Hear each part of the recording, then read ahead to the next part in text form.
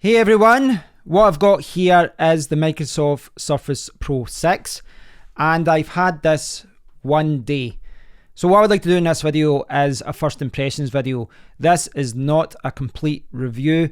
I want to spend a few weeks with this before I really tell you what I like and what I don't like. One reason for that is it will give me a better picture as to what the performance is like over the long haul and not just over one day. But it also gives me a chance to really revisit what I like and what I don't like. I do appreciate that when you've only had something a day or two, it's still nice, it's all shiny, and you know, most of the time you love it, so it's all overwhelmingly positive. But I'm going to be using it a lot over the next couple of weeks, and then I'll do another video about that. But over the last day, I have spent a little bit of time with it. I published an unboxing video today, and all of that was edited and encoded on the Surface Pro 6 itself, and it handled quite well. So I will do a separate video about video editing in the future, because there's a few other things I want to talk about.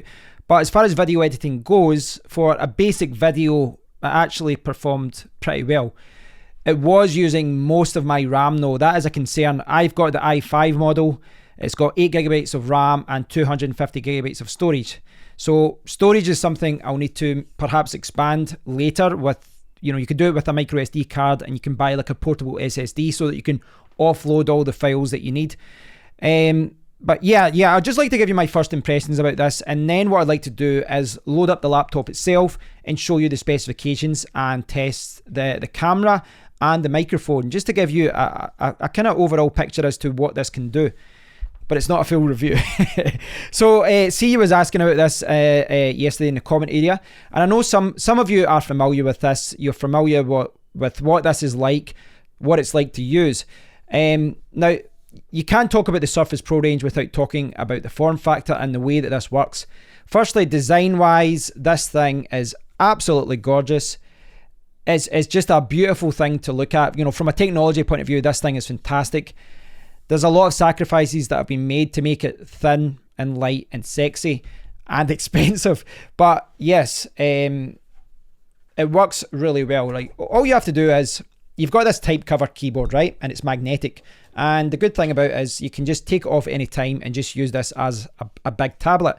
And then when you want, the keyboard clicks on and you push the kickstand back, and that's you got your laptop. So I'm not sure if that's coming across on the screen, but there's a kickstand at the back. The kickstand goes all the way up like this. Now, in the past, when I had the Surface Pro 4, that was a concern because the kickstand broke. I had to send it away and, you know, return it. But I'm hoping that it's a little bit stronger than it was before. But really, that is, you know, the laptop mode, if you will.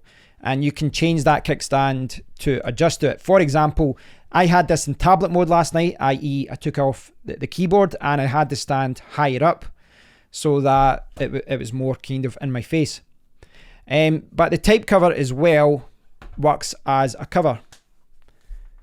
Protects it all. But still, this is something that, you know, is liable to get scraped and all that. But, you know, that's for another day. So when you open it like that, it's flat on the table, and then you can just open it up like that. And you can see I've got it set up to record already. As far as the screen goes, it's absolutely amazing. The resolution is pretty high on it. I'll get you the exact resolution right now. Now, as far as the resolution goes, you can set it at the highest setting, but what will happen is you can put it to scaling, and this works the same way as, you know, like any laptop with a 4K screen or whatever. The exact resolution here is 2736 by 1824. A little bit of a bizarre resolution. It's got 200% recommended by default, and it kind of makes it look like a 1080p screen when you're using it. Certain apps will not scale. You know, there are some apps out there that don't scale, but for the most part, 200% is the setting that's recommended, and it is the one that you'll probably use when you're using this. I put it down to like 150% when I was doing some video editing, but yeah, everything goes a little bit too small probably for most apps. Very easy to change the resolution if you do want to though. So yeah, that's not an issue. As far as functionality goes, kind of light on ports, I guess. You've got the headphone jack, You've got power and volume at the top. You've got a mini display port for connecting to a monitor. You've got a USB 3.0 port, and you've got the Surface connector, which is what you use for power. So you put that into for a power connector, but that also connects it to accessories such as the Surface dock. Kind of slim on ports in that regard, but if I'm honest, I think it's got everything that I need. I do think it's got everything that I need as far as connecting to what I need. It doesn't have Thunderbolt 3, which means, from a future proofing point of view, it's not the best, and it means I can't put in like an external graphics card. But for how I'm using that, it's not an option. Storage is a concern because it comes with 256 gigabytes, but right out the box, you've got 237, and then Windows 10, you're down to about 200 gigabytes. And then I've installed all my apps, I'm down to about 140. And you really don't want Windows 10 going below about 30 or 40 gigabytes because performance starts being an issue. But you can expand it and put files into the micro SD card slot. That's what a lot of people do. They buy a micro SD card and they put it into the slot in the back, and then they just add a few hundred gigabytes. So that's something I might do.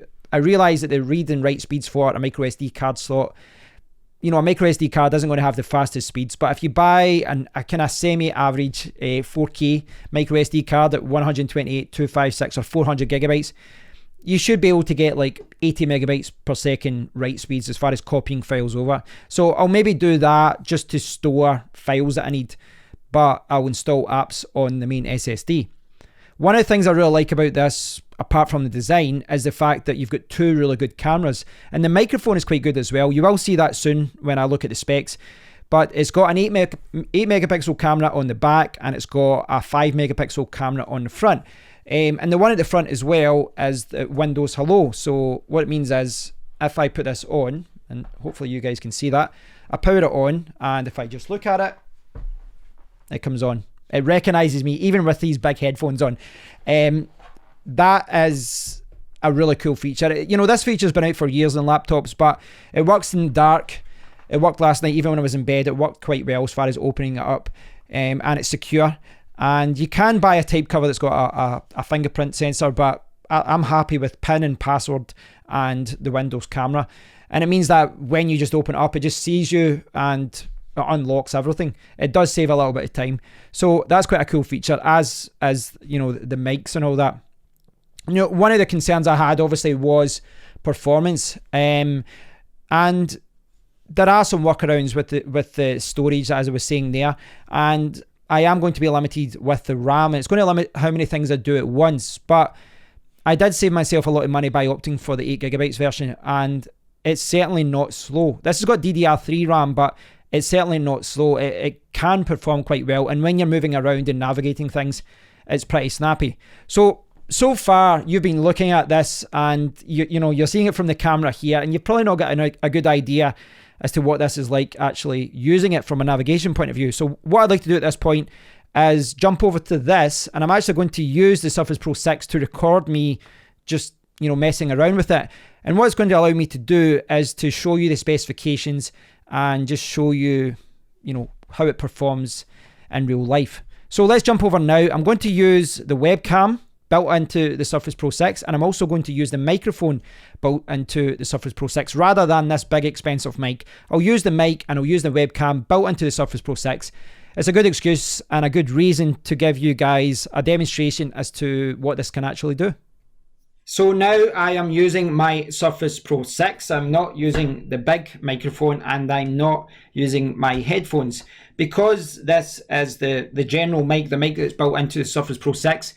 If there's any noise in the background, which there isn't just now, it's quite quiet, but if there was any noise from outside or anywhere, you guys would hear it, because it's not a dynamic mic. It's going to pick up all the sounds in my room, but it's fairly quiet, so that should be okay. So you can see just now I don't have anything on the desktop, but that's because I deleted all the icons. I can show you that I've installed a lot of different applications already. I've installed all the Adobe apps, video editing apps. I've got Twitter, Discord, Zoom for conferencing.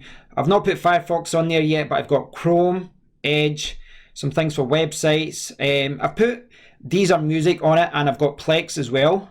And that's something I didn't mention before. The speakers on this are very, very impressive. Like, I don't think I'm even going to take any travel Bluetooth speakers with me when I go traveling now, because I think the speakers on this are more than enough for me to listen to music and watch films, etc. And I've got some other utilities down here as well. Now, I did kind of touch upon storage there. And as I said, I have the 256 gigabyte version, and you can see that 237 gigabyte is available when, in the drive, once you've once they've changed the 1024 to 1000. And when I first installed this and when I first set it up, there was about 200 gigabytes, and you can see I've used about 54 gigabytes already, just installing applications, and I've got the YouTube video that I did there, the unboxing. So that's taken up a little bit of room. But my idea with this limited amount of storage is that I will start offloading files when I don't need them. So those files will be taken away. So what I'd like to do now is, I had that open but it's disappeared. I'm going to show you about your PC. And this is the model I have. So you can see I've got the i5 8250 CPU. It is a quad core CPU, 1.6 gigahertz, up to 1.8, 8 gigabytes of RAM. So that is DDR3 RAM. It's Windows Pro, 64-bit. Now, I've got the pen coming tonight, so I can't show you the pen, but this does, of course, support the Microsoft Surface Pen. Also, I want to bring up, if I come down here, is performance. Now, right now, the CPU is quite high. Now, that isn't normally as high as that, but bear in mind, right now, I'm recording the screen, I'm recording the webcam, and I'm recording my amazing Scottish voice. So, it's working right now. That's why the CPU is a little bit higher. In fact, when I was video editing, the CPU was never that high. It was the RAM that was really being used up more than anything else. You can see the Intel Graphics 620 down there as well. You can see 4 cores, 8 logical processors. So yeah, quad core. So the base speed is 1.8. Where was I getting? Oh yeah, it's got that 1.6. I was wondering where I was getting the 1.6 from. So yeah, processes as well. You can see that Screencast-O-Matic, which is what I'm using to record right now. That is what is taking up the most memory and CPU. As far as performance goes, browsing, YouTube videos, even like gaming, this is fine. This is fine. With video editing, I was going over to like 7 gigabytes of RAM, but I didn't really experience any slowdown. But what I'd like to do at this point is just kind of go over some of the specifications. And as I said, this is the i5 model, i5 8250U and 1.6 gigahertz. And it's got the cache, 32 kilobytes, so it's all the L1, L2 and L3 cache.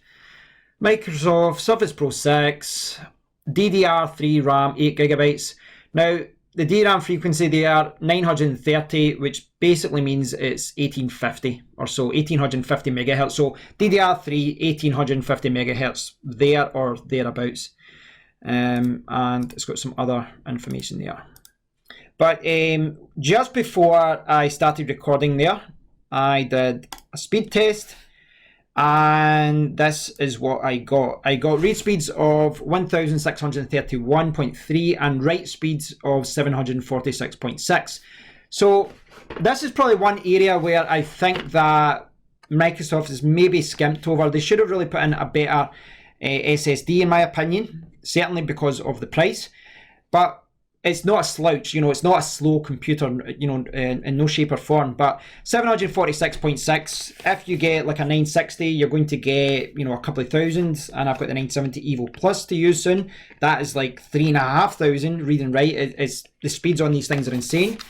But you're not going to get that, like an average SSD, you can maybe get, 500 megabytes per second. So you're getting about 746 or 750.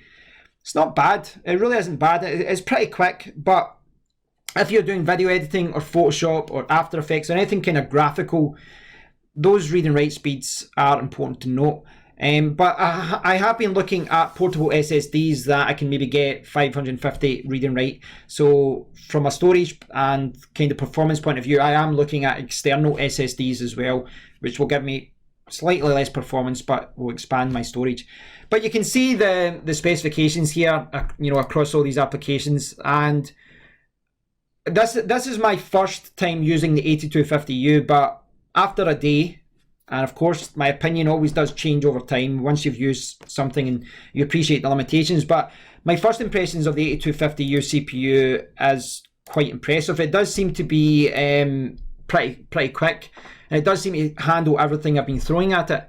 So as I was saying, because I am recording, because I am, you know, recording everything right now, the CPU memory is maybe a little bit higher than what it would be if I was just watching a YouTube video. But what I would like to do is quickly show you Premiere Pro.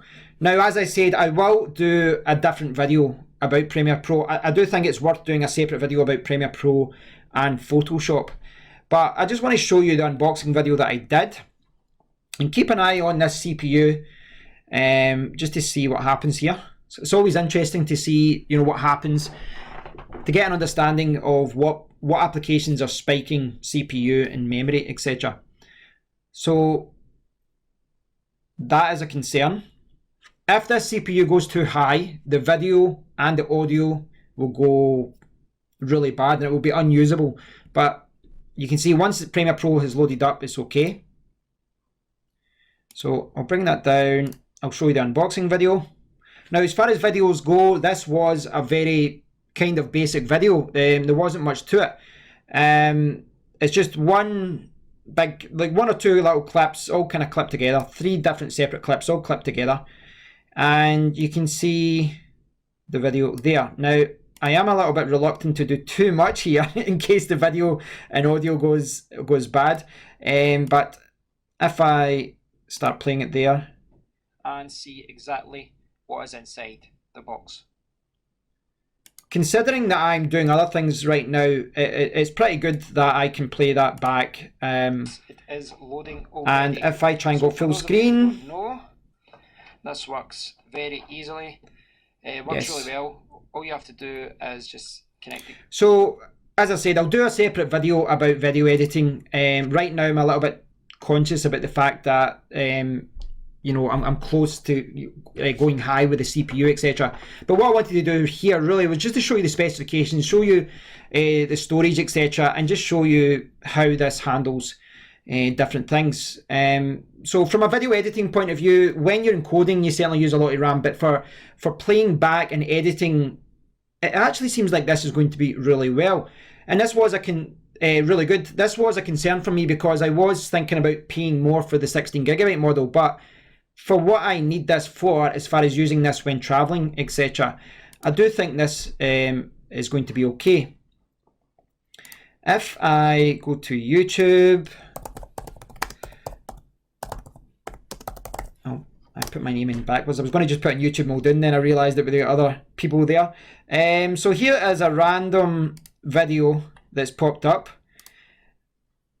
and I won't get claimed for copyright because it is my video.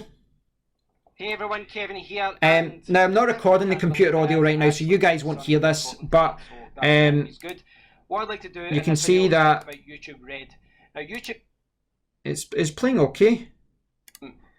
But right now with only so you can see the CPU is going up higher now. But for me, this isn't the big appeal. The big appeal to me.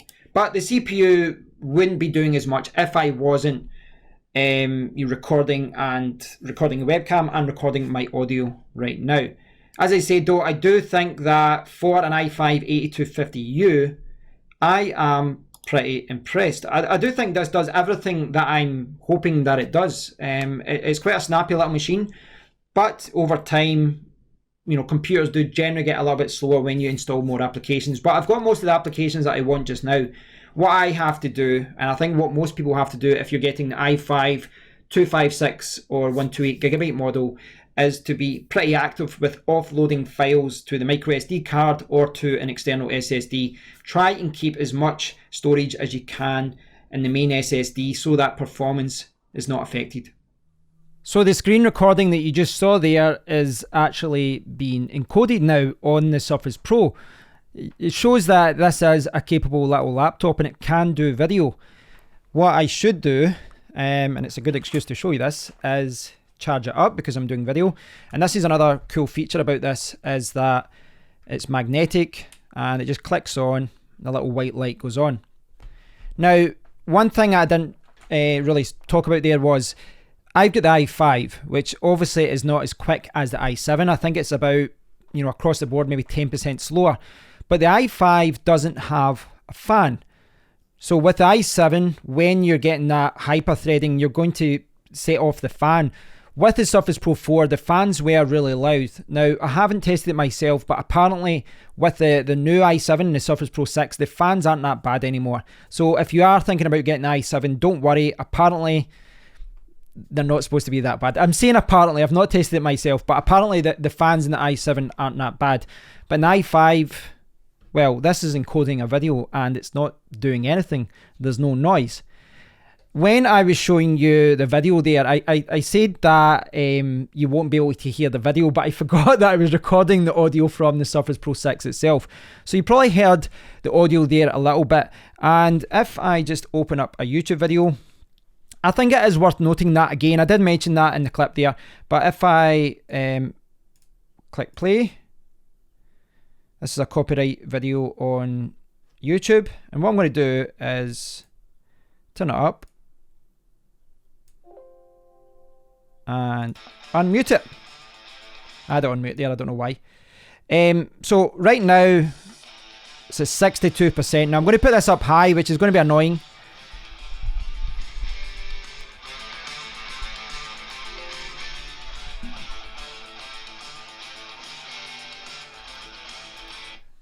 I think that the speakers on this are really, really good. I do think they've improved since the Surface Pro 4. Maybe I'm looking at this at hindsight 2 years later. I don't have a Surface Pro 4 or 5 to compare, but the speakers do seem very, very good. I'm not saying they're going to replace a Bluetooth speaker, but as someone like myself who's traveling, when you're trying to get within a weight limit, when you're only allowed one carry-on bag, you simply can't carry everything that you need. You need to make sacrifices. So having something like this means that I don't have to take speakers with me if I want to listen to music or watch a film or whatever. So overall, yeah, first impressions are really good. You can see there it's still encoding. It's encoding this video. It does it really well. It does it really quietly. Battery life seems okay, but again, I've been using this for a day. I'm really not in a position right now to see how good battery life is, but there's a lot of battery tests out there, and with all of these things, it really does depend what you're doing. If you want to extend battery life, if you've got, for example, a 10-hour flight, then obviously you can put the brightness down and you can limit what you're doing. But if you're encoding video, if you're watching videos, if you're listening to a lot of music or doing anything that's going to burn up the battery, then yeah, your mileage will be a little bit different. I'm always a little bit reluctant to believe the stated figures, and reluctant to even believe some of the battery tests as well, because my real life usage is really close to that. You know, when laptops say 6 hours, I normally get 3.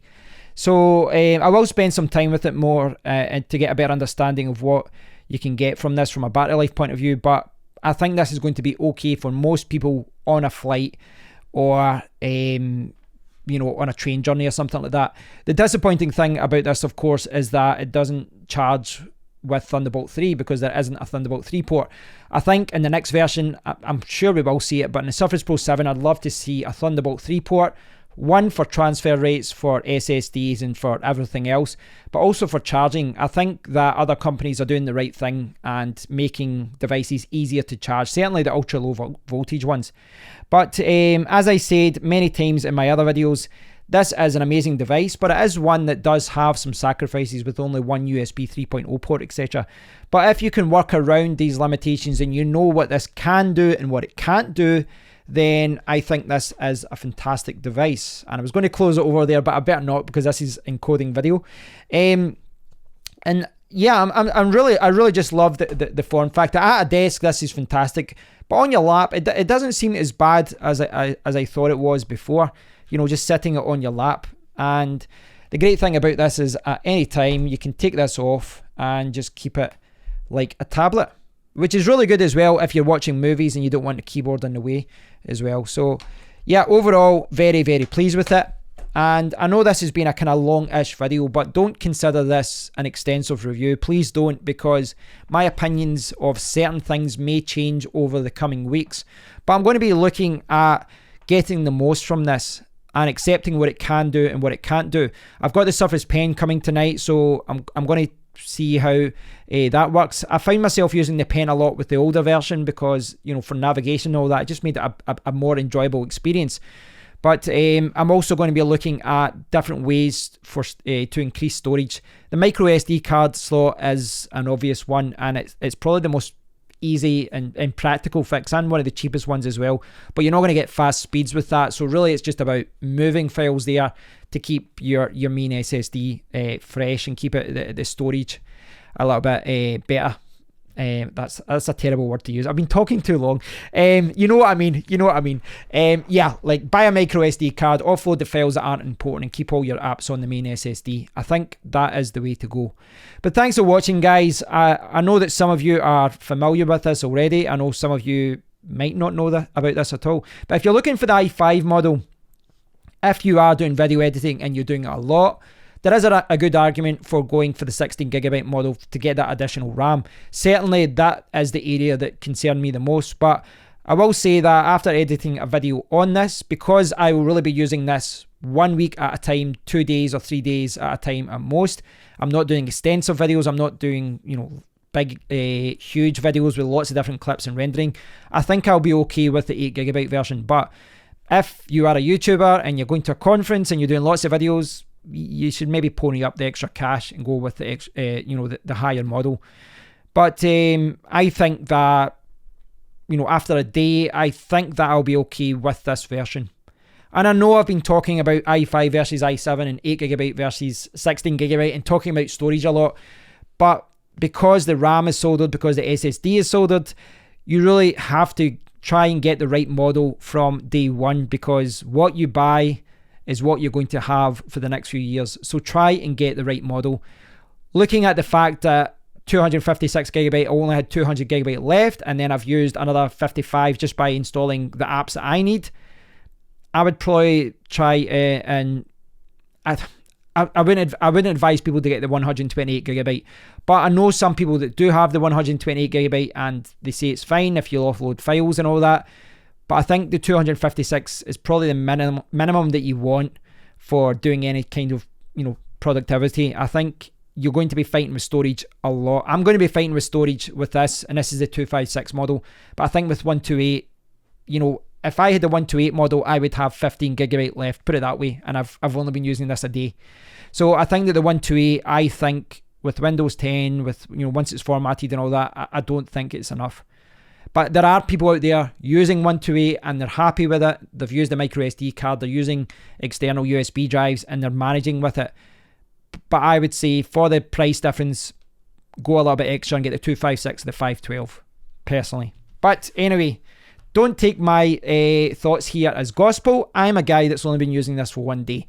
I hope you've enjoyed this video, guys. I hope you've enjoyed this look at the Surface Pro 6. I will do some other videos once I've got to know how this works, etc. And I'll give you a better understanding as to what this can do. But overall, I love this form factor. I think this is a fantastic little laptop hybrid. But do remember that it's not perfect. It does have a lot of limitations. The RAM is not as fast as it could be. The SSD is not as fast as it could be. But I think the overall package with the mics, with the speakers, with the webcams, the thin design, the sexy design, I think it all comes together really well. And that is why Microsoft charges a premium. Thanks for watching, guys. I will speak to you all very soon. Take care.